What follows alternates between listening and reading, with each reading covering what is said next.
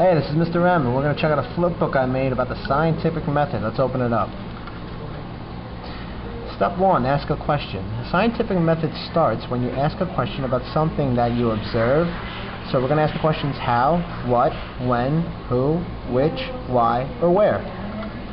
Step 2. Do background research.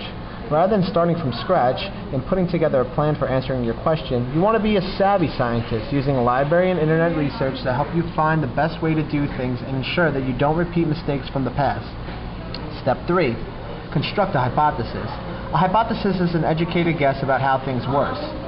You must state your hypothesis in a way that you can easily measure, and of course your hypothesis should be constructed in a way to help you answer your original question. Step 4. Test your hypothesis by doing an experiment. Your experiment tests whether your hypothesis is true or false. It is important for your experiment to be a fair test.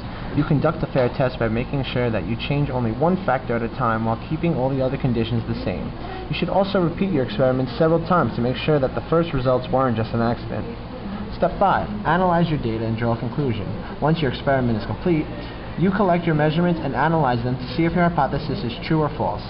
Scientists often find that their hypothesis was false, and in such cases they will construct a new hypothesis, starting the entire process of the scientific method all over again.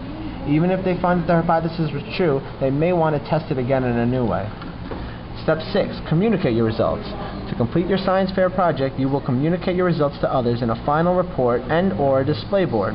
Professional scientists do almost exactly the same thing by publishing their final report in a scientific journal or by presenting their results on a poster at a scientific meeting. So let's review. Ask a question. Do background research. Construct a hypothesis. Test with an experiment. Analyze the results and draw a conclusion. If the hypothesis is true, you report the results. If the hypothesis is false or partially true, we have to think, go back to our hypothesis and try again, and then finally report the results.